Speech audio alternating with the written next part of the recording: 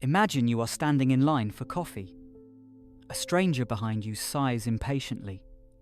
In an instant, your chest tightens, your jaw hardens, and a dozen silent arguments ignite in your mind. One tiny sound became a storm.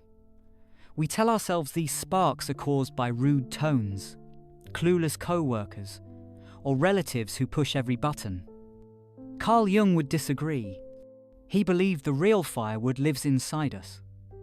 The outer spark only reveals the hidden fuel. Today, we explore that inner stockpile. You will discover why small comments burn for hours, why anger never resolves through forced calm, and how integration of your shadow can make you truly unbothered. Not numb, not detached, but rooted in clarity so deep that other people's chaos has nowhere to land. Count back through your day, and you will discover a string of tiny moments that landed like sparks on dry grass. Someone cut you off in traffic. A colleague made a careless joke. A parent muttered a subtle criticism. At first glance, each scene looks trivial, yet the body reacted as if danger drew near. Your heart rate jumped, shoulders tensed, thoughts splintered into imaginary speeches. Later, perhaps hours later, the incident still simmered, reheated in the mind like an argument that refuses to end. Traditional advice tells you to breathe, to count, to detach. Those strategies can lower the temperature, but Carl Jung would insist that the heat itself remains stored in an underground furnace. To understand that furnace, we begin in early life, where the first mirror moments happen. A mirror moment is any point when an outside stimulus reflects a hidden interior feature. The reflection can be pleasant, such as feeling seen, or painful, such as feeling exposed. Either way, the moment silently writes a rule in the psyche.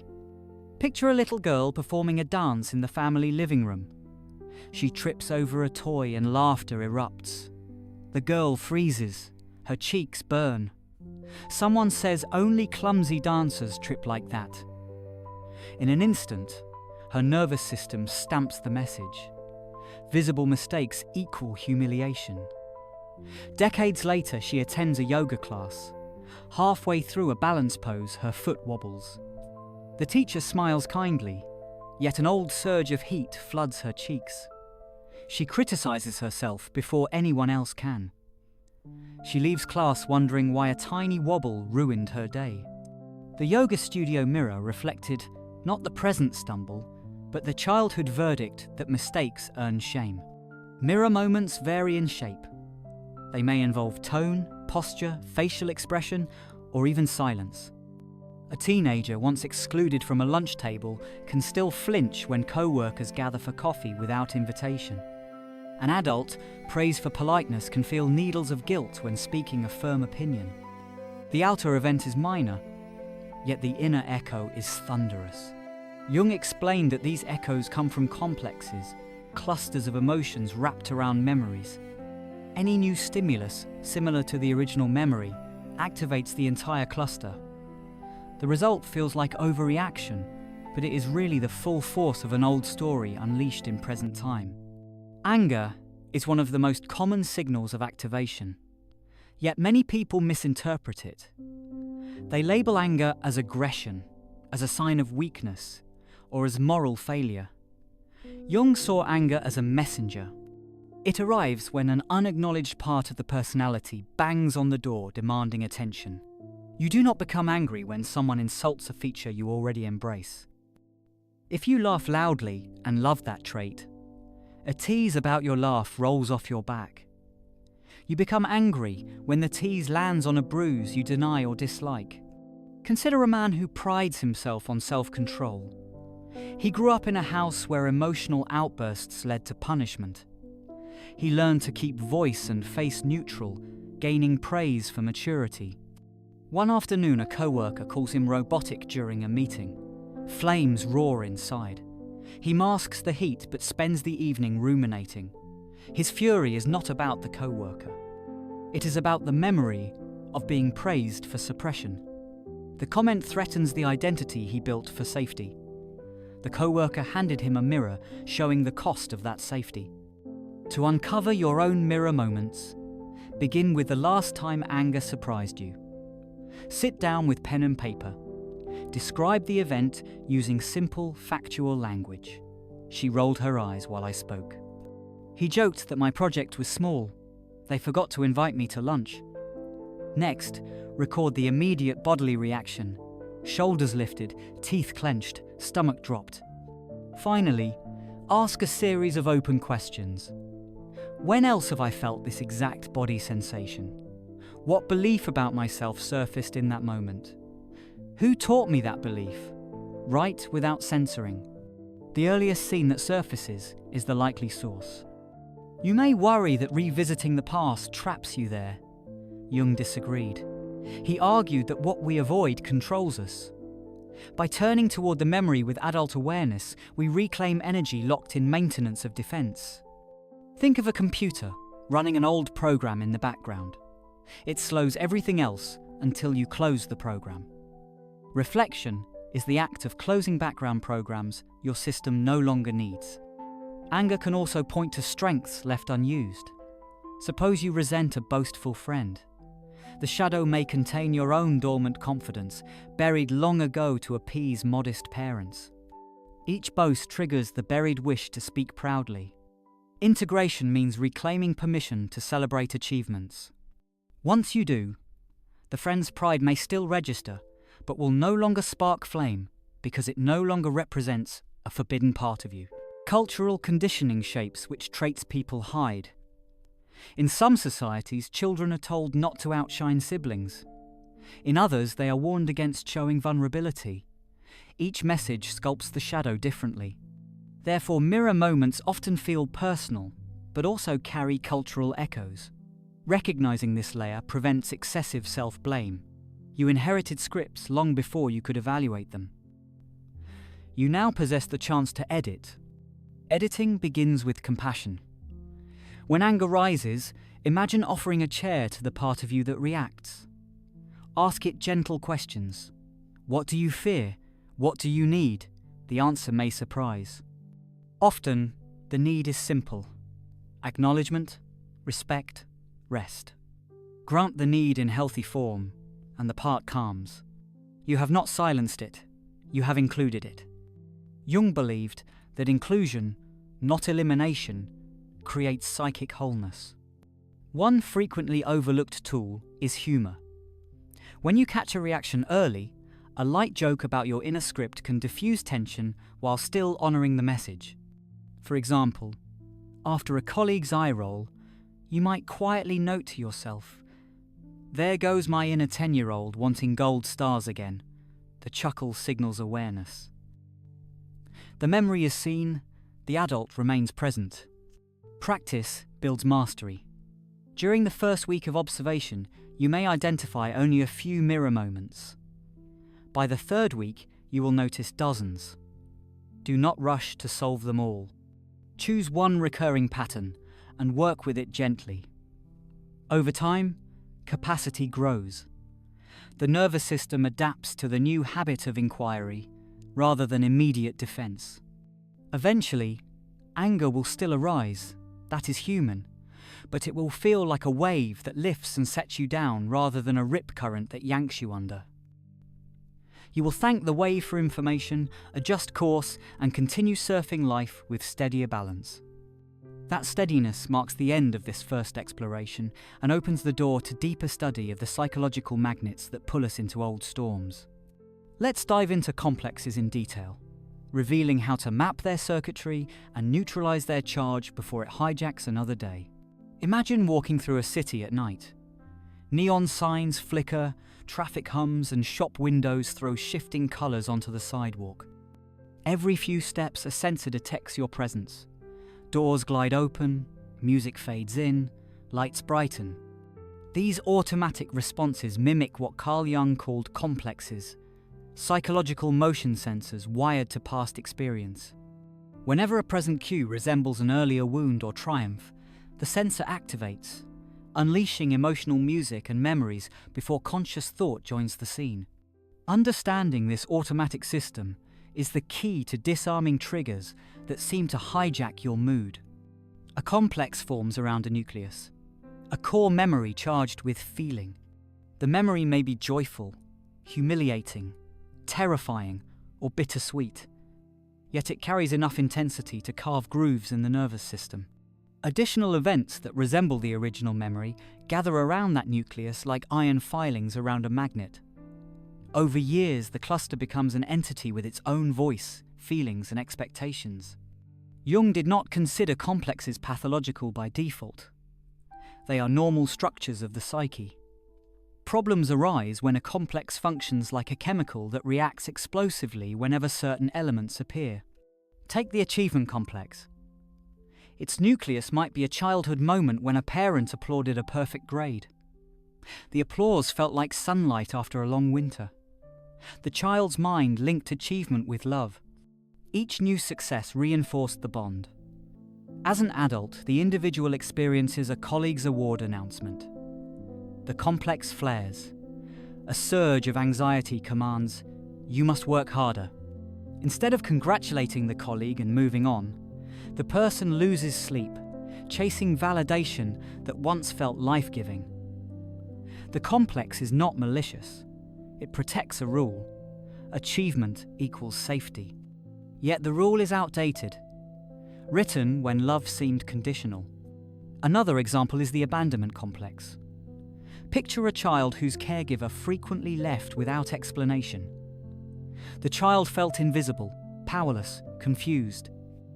Years later, the adult forms friendships, yet panics when texts go unanswered for a few hours. The sensor in the psyche registers silence as danger. Physiologically, the body releases cortisol, the heart accelerates, and the mind spins stories about rejection. Rationally, the person may know friends are busy, but the complex overrides logic. Complexes operate faster than cognition. They are survival shortcuts formed before language. Complex analysis begins with naming. Choose a recurring emotional loop that dominates you. It could be jealousy, guilt, contempt, or people-pleasing. Write its nickname at the top of a page. The comparison complex, the guilt spiral, the critic voice. Beneath that title record, moments from the last month when the loop activated. Note the external event. Inner story, body sensation, and resulting behavior. Patterns emerge. Maybe the comparison complex spikes on social media, during family gatherings, or when you meet peers from university. Each pattern reveals the cue that triggers the chemical reaction. To locate the nucleus memory, sit quietly with one recent trigger in mind. Close your eyes and invite the body to display the earliest scene that feels similar. Do not force imagery. Sometimes a place surfaces, a smell, or an emotional tone rather than a clear picture. Trust the first impression and write it down. Ask gentle questions. Who was present? What message did I absorb? How did I cope then? This dialogue converts implicit memory into explicit insight. Neuroscience shows that naming a feeling recruits the prefrontal cortex, which can calm the amygdala's alarm. By describing the nucleus, you begin to regulate the old chemical. Regulation, however, is not eradication. Jung emphasized that complexes should become conscious allies. Their original purpose was protection. The achievement complex pushed you to excel. The abandonment complex alerted you to relational risk. The critic voice tried to prevent public shaming. Invite the complex to a metaphorical negotiation table. Thank it for its past service. Explain the current reality.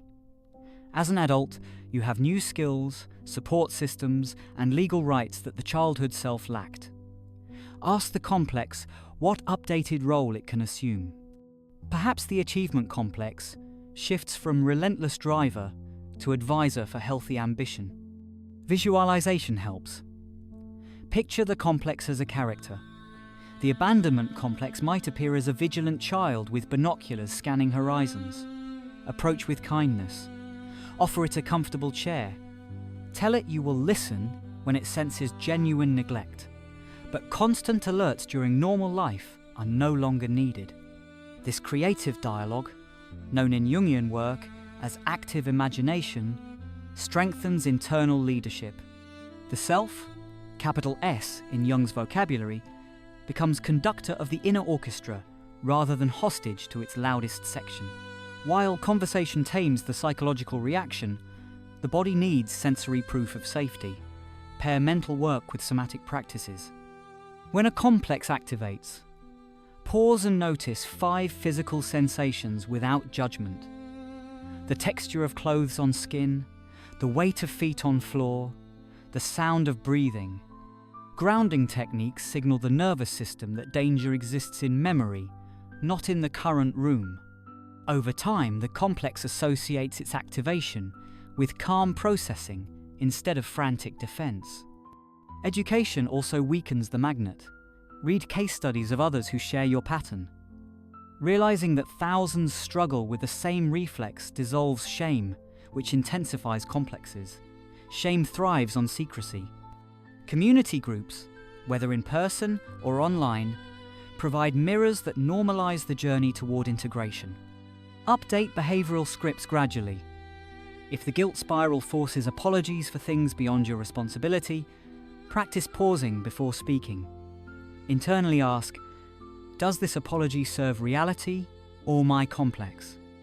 If it serves the complex, remain silent and breathe through discomfort. Discomfort is a sign of neurological rewiring. Each resisted automatic response weakens the synaptic pathway. Mindful exposure transforms the abandonment complex. Choose a day to leave texts unanswered for an hour longer than usual. Observe the surge of fear. Label it. Ground your body. Then send a thoughtful reply without justification. Repeat weekly with longer gaps. Eventually, silence no longer triggers survival mode. Complexes can also contain positive energy once freed from distortion. The comparison complex, cleansed of insecurity, can inspire admiration and learning. Instead of spiraling into worthlessness when witnessing excellence, you ask, what can I adopt from this example to refine my craft? The critic voice, once cruel, can become an editor that polishes projects before publication. Keep a monthly complex journal, 1 page per complex. Columns labelled triggers, old story, new story, body practices, outcome. Reviewing progress reminds you that integration is gradual yet measurable. After 6 months, the old story column shrinks, new story expands, and outcomes shift toward calm resolution. Finally, appreciate the metaphor of chemical reactions. Sodium alone is volatile, chlorine alone is toxic, yet together they make table salt. When your complex meets a matured self, the reaction forms something useful. The energy once lost to reactivity converts into wisdom, compassion, and creative drive. As we leave this laboratory of complexes, remember that understanding is half the experiment. Application completes the transformation. Now we move from mapping inner circuitry to daily integration, showing how small moments of choice weave shadow elements into conscious life, turning triggers into tools for authenticity. The idea of shadow often conjures images of dark basements in the psyche, secret rooms where dangerous emotions lurk. In truth, the shadow shows up most vividly during everyday routines. It appears while you pour morning coffee, while you scroll through comments, while you negotiate chores with a partner. The goal of shadow integration is not to vanquish the darkness, but to bring every hidden aspect into the circle of awareness. Because what you bring into light loses its power to sabotage from the sidelines. Begin with the most ordinary context, your schedule.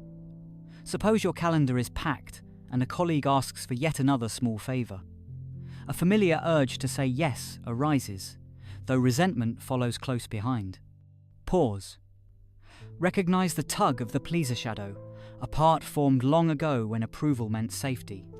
Instead of reacting, breathe into your chest, feel the first signal of resentment, and speak a measured response.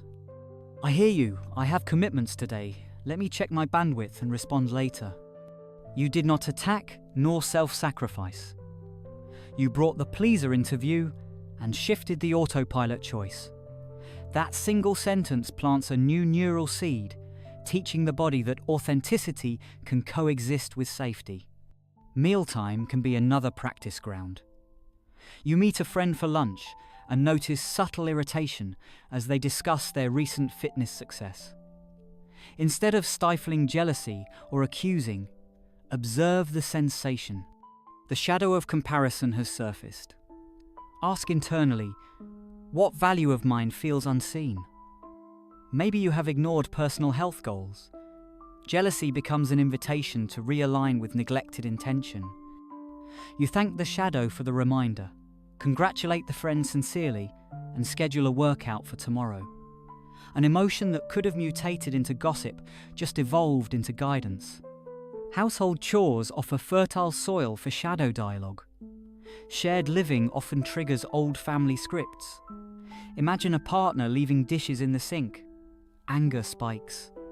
Before criticizing, step aside, place hands on the counter, breathe. Identify the part of you that demands immediate order. Perhaps as a child you were scolded whenever a mess appeared. The shadow carries a memory of fear and converts it into rigid control. Speak aloud, softly. I feel tension when I see dishes, because disorder once felt unsafe. Then communicate with the partner. When dishes pile, I feel uneasy. Can we set a clean-up time each evening? Instead of venting, you translate internal history into present need. This is shadow work in action. Social media scrolling provides rapid fire mirrors for hidden parts. While browsing, you encounter a post about a lavish vacation. Envy rises. Do not click away. Instead, notice the specific path of envy. Does it target the destination, the freedom, the apparent wealth? The answer clarifies the unmet desire inside you. If freedom calls, perhaps schedule time off. If wealth calls, review financial choices. Envy becomes a compass rather than condemnation. Log these insights in a shadow scroll journal. 1 page per week is enough to reveal patterns. Creative play is a direct bridge to submerged aspects. Consider free-form painting, with no intention of producing art to show anyone. Let colour selections come from impulse. Reds might indicate passion hidden beneath composure. Blue might reveal sadness unspoken. After a session, write a short reflection.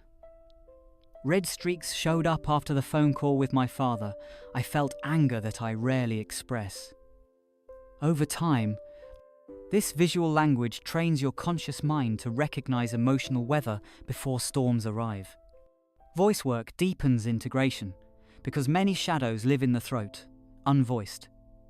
Practice a 5-minute daily vocal release. Hum low, then gradually rise to higher pitches, noticing regions of strain or restriction. If your voice cracks on words like no or stop, rehearse them until the vibration feels genuine. Pair this with a pocket phrase to carry through the day, for instance. My words matter, spoken quietly before meetings. Each utterance reinforces neural pathways for self-expression. Movement practices, especially those outside your comfort zone, reveal bodily codes of suppression. Take an improvisational dance class, or simply set a timer, close curtains, and let your body move without choreography. Notice which gestures feel forbidden. If your arms resist reaching wide, ask when expansion became scary. Speak compassion to that memory, then let arms open fully. The body records this new permission and offers it back during stressful moments, allowing physical openness where once armor-locked joints. Mindful conflict exercises with trusted partners can accelerate growth. Schedule a 15-minute window called Truth Exchange. Each person shares one recent frustration without interruption. The listener repeats back the content to ensure understanding, then thanks the speaker. No solving, just reflection. This practice trains both parties to tolerate discomfort without panic. Jung believed that maturation depends on holding tension between opposites, and truth exchange embodies that principle in manageable doses. Rest is crucial because the nervous system requires calm to process new information. Build a nightly closure ritual. Dim lights, turn off screens, sit with a cup of herbal tea, and review the day's shadow encounters. Instead of judgment, offer gratitude. Thank you, anger. You showed me where I needed a boundary. Thank you, envy. You revealed a dormant dream. This gratitude rewrites emotional memory from threat to teacher. Support structures ensure sustainability. Therapy can provide nuanced guidance, yet peer support groups can also offer mirrors with less intensity. Join a group focused on assertiveness or emotional intelligence. Attend once a month. Share one shadow insight. Listen to others. The exchange demonstrates that everyone carries hidden rooms. Mutual storytelling dismantles isolation. Boundaries around nourishment are part of shadow care. Emotional labor burns glucose. After a difficult meeting, refuel with balanced food rather than caffeine spikes. Gentle nutrition respects the body that carries the psyche. Integrating shadow is not purely mental. It involves the biology that houses feeling. Gradual exposure remains the mantra. You do not need to confront every trigger at once. Select a manageable edge each week. Maybe the task is to say, I need a moment to think during a fast-paced conversation. Celebrate small victories. Neurologically, repetition wires permanence far more effectively than dramatic one-time acts. Track metrics of growth subtly. Once a month, assess sleep quality, baseline tension, frequency of rumination. If these markers improve, your integration practices bear fruit. When regression occurs, treat it as feedback, not failure. Adjust techniques, perhaps increasing body movement or reducing online comparison time. Flexibility honors the complexity of psyche. At some stage, you may experience resistance, a backlash from the persona worried about losing status. Common signs include sudden fatigue, old habits resurfacing, or dreams of being chased. Welcome resistance as proof that transformation is real. Gently recommit. Journaling dialogue with the persona can help. Dear protector, you kept me safe. I now lead with conscious choice. Your vigilance is still valued, but under new terms. Meditation completes the daily toolkit. Use a 2-minute micro-meditation before challenging interactions. Close eyes, inhale to count of 4, hold 1 beat, exhale 6. Visualize a calm lake inside your chest. Remind yourself, I can witness without merging. This short reset steadies nervous circuitry, allowing shadow messages to surface without flooding. Over weeks, small acts accumulate. Shadow parts no longer lurk unseen, they walk beside you. Anger helps shape boundaries. Jealousy clarifies aspiration, fear guides risk assessment. The shadow becomes a council rather than a rebel army. You feel more dimensional, and relationships deepen because people sense they are meeting the whole you. By bringing hidden rooms into daylight, you free enormous energy. That energy powers creativity, intimacy, and meaningful contribution. It also prepares you for the next level of challenge, which occurs during open conflict with others. Next, we will explore how to engage disagreement without collapsing into old patterns, converting confrontations into moments of collaborative transformation rather than arenas of reactivity. The true test of inner work arrives when another human being stares back with heat in their eyes.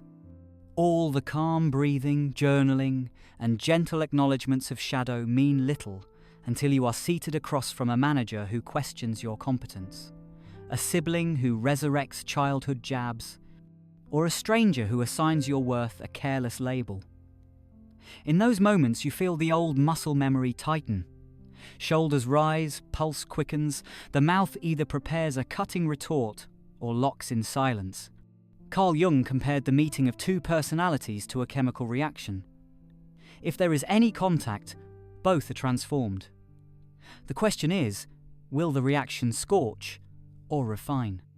Begin with posture, because the body often determines the mind. When confrontation starts, resist the impulse to lean forward as if entering battle, or to shrink back as if fading.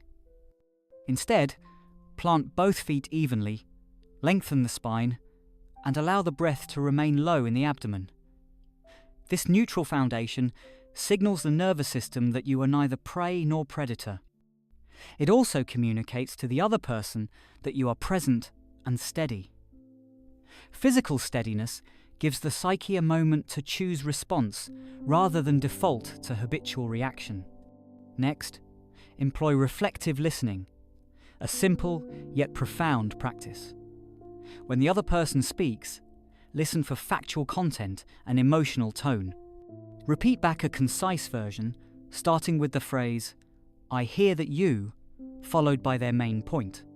For example, "I hear that you feel overlooked in the project update." This mirrors their experience without judgment, cutting through layers of assumption. The act accomplishes two things. First, it demonstrates respect, cooling defensive energy. Second, it buys time for your own complex-laden thoughts to settle so that your reply can come from clarity, not from the swirl of a triggered shadow. While listening, scan internally for physical signals of activation. A tightening throat might indicate the pleaser shadow fearing rejection. A burning stomach could suggest the critic complex bracing for attack. Silently name the sensation, then breathe into it. The naming recruits higher brain regions that can soothe the lower reactive circuits.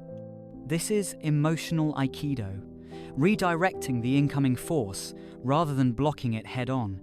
When it is your turn to speak, use language that focuses on observations and requests rather than accusations. Avoid sentences that begin with "you always" or "you never," because they ignite defensiveness. Instead, share the specific behavior and its impact. When the meeting agenda changed without notice, I felt unprepared and anxious. My request is to receive updates a day earlier. Such statements reveal your interior reality without assigning intention to the other. They also propose a path forward, moving the conversation from blame to solution. If the other person interrupts or dismisses your perspective, pause. Remember that interruption feels threatening because it echoes earlier experiences of being silenced. Acknowledge the echo inside, then patiently state, "I would like to finish my thought." Speak it calmly, neither pleading nor commanding. Each calm restatement rewrites the old narrative that your voice must retreat under pressure. There will be times when the opposite party escalates. Voices rise, accusations multiply, perhaps sarcasm appears. View escalation as a smoke alarm, not proof of doom. State your intention to continue later. "I care about resolving this, and I see emotions are high. Can we revisit this after a break?" Step away, hydrate, walk, let the sensory system downshift. Breaks are not avoidance. They are circuit breakers that prevent the conversation from burning the relationship. After a conflict has ended, set aside private reflection time. Write a debrief containing 4 headings: trigger, emotion, story, need. Trigger is the external event. Emotion is the felt state. Story is the inner narrative that arose. Need is the underlying requirement for safety, respect, or clarity. For example, trigger, manager criticized deadline shift. Emotion, anger, and fear. Story, I am incompetent and must justify every move. Need, acknowledgement of effort and realistic timelines. Seeing this breakdown in writing often reveals that your strongest reaction revolved around the story, not the trigger. You can then address the story directly through self-reassurance, mentorship, or revised boundaries. When appropriate, follow up with the other person. Send a brief note, "Thank you for the conversation earlier. I appreciate the chance to clarify expectations.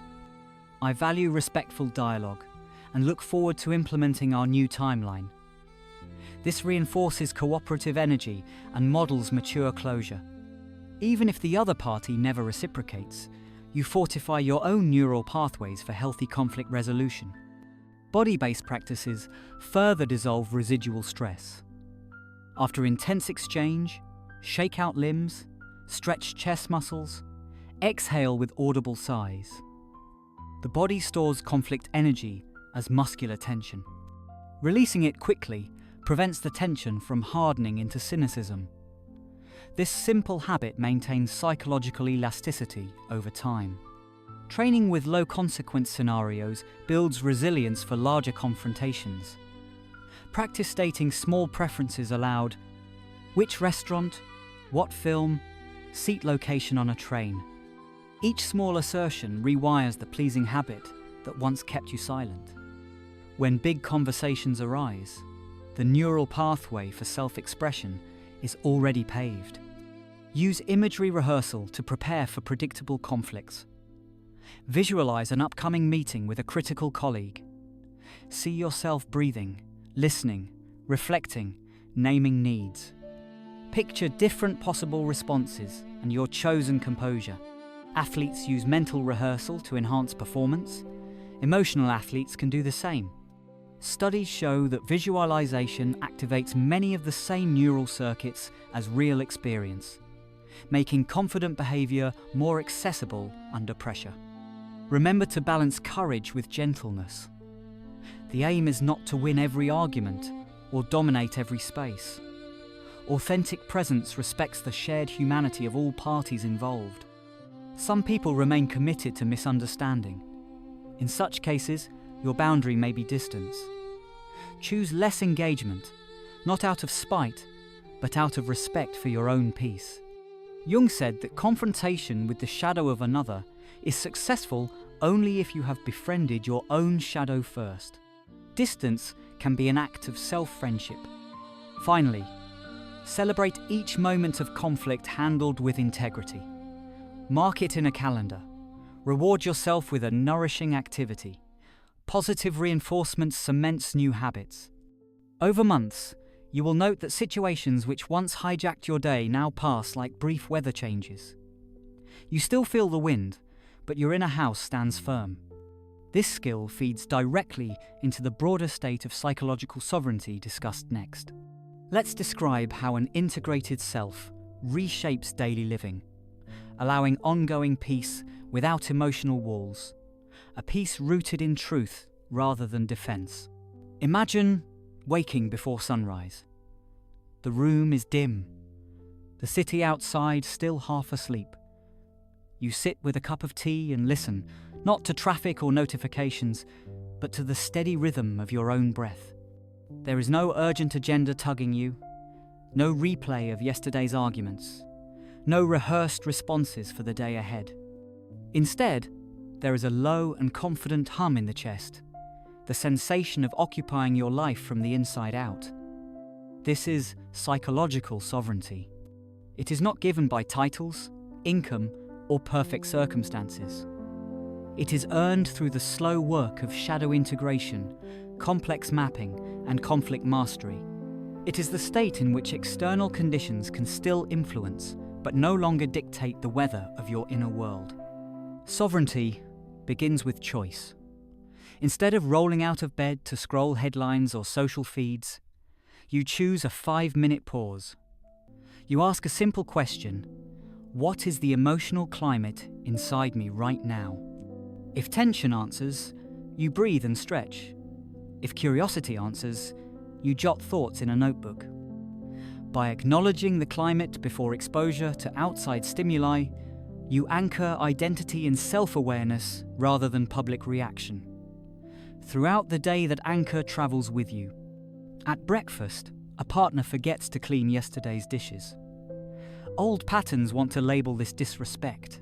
You catch the spark. The body registers slight irritation, a reminder of childhood moments of feeling unseen. You smile at the memory, wash the dishes with steady hands, then share a gentle reminder.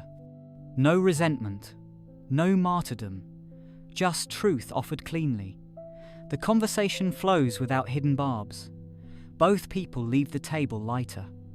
This mundane scene illustrates sovereignty. The outside event was real. The inner response was guided by presence, not by stored resentment. On the commute, a driver cuts in aggressively. You feel a jolt in your chest.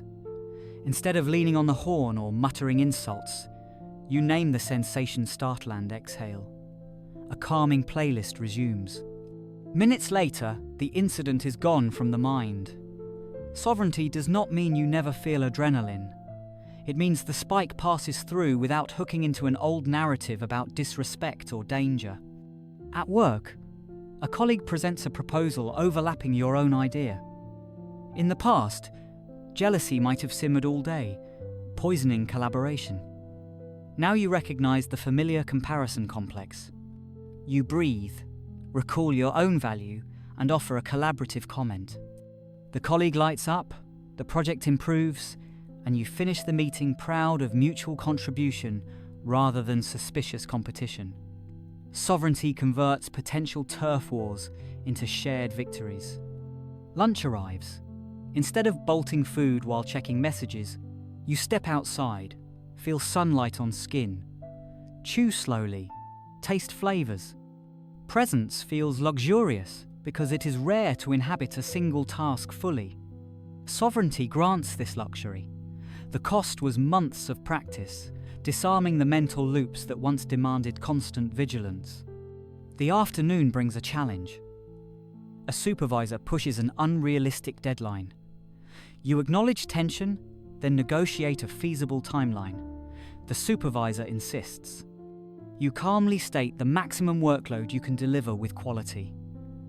They relent. By holding ground respectfully, you teach both yourself and others that your boundaries are not theoretical. Over time, people adapt, respecting the clarity you embody. After work, you notice scrolling fatigue creeping in. The digital environment attempts to hijack attention with news, crises, and curated perfection. Sovereignty responds by closing the app and choosing a nourishing activity, perhaps reading or a brisk walk. When you return online later, you engage intentionally, leaving comments that add value rather than chasing likes for validation. Evening settles. A friend calls in distress. They vent for 20 minutes. Your chest tightens with empathy, but you do not fuse with their panic.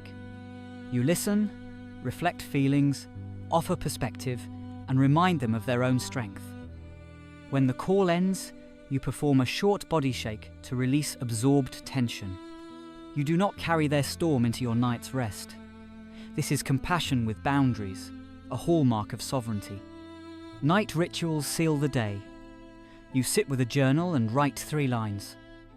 One moment you honored a boundary, one emotion you welcomed without judgment, one insight gained from conflict.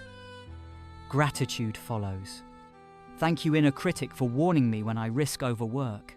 Thank you, anger, for revealing a need for respect. These small acknowledgements transform former enemies into teammates. Dreams may bring old scenarios. A teacher scolding you, a friend ignoring you. Instead of waking in shame, you greet these images as films the psyche screens for integration. You jot a line. Dream reminded me of past silencing. I affirm my current voice. The dream dissipates like mist. Weekends reveal the broader impact.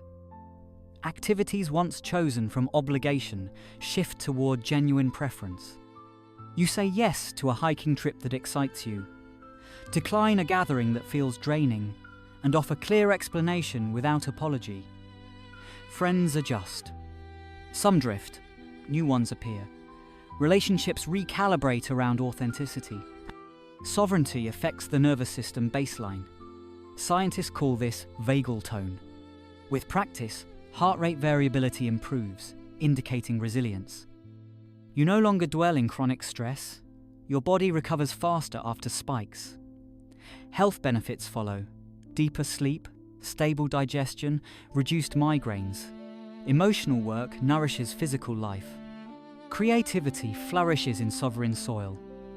That novel outline neglected for years suddenly feels approachable.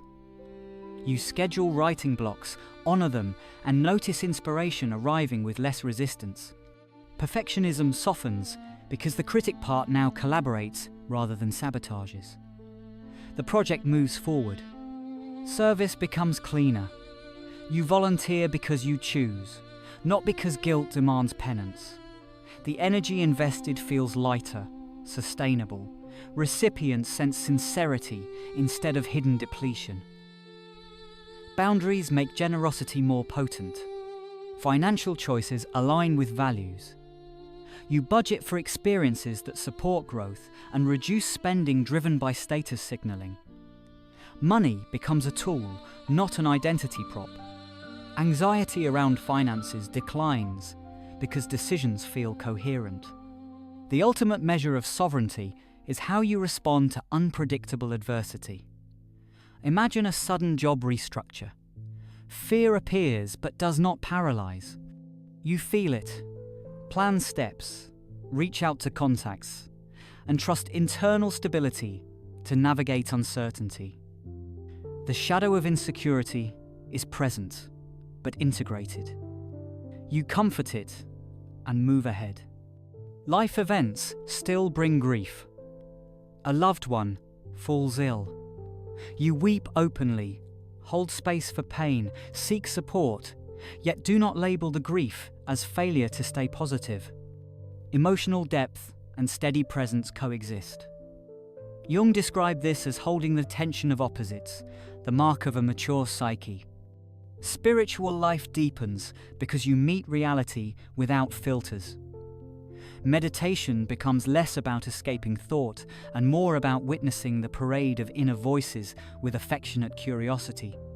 Prayer, if part of your path, shifts from begging for external rescue to communing with an inner wellspring of guidance. Over months, acquaintances comment on your calm. Family members notice fewer reactive exchanges. Children sense safe boundaries and clear affection.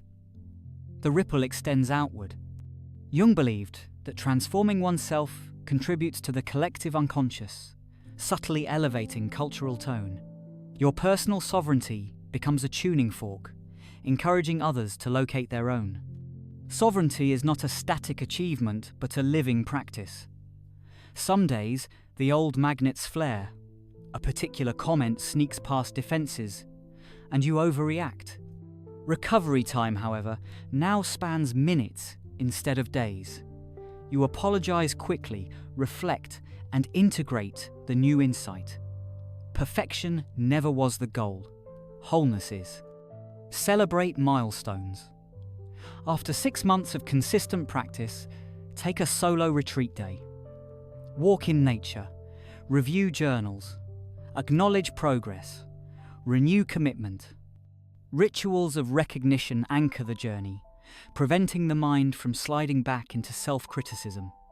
As night falls again, you stand on a balcony watching city lights blink.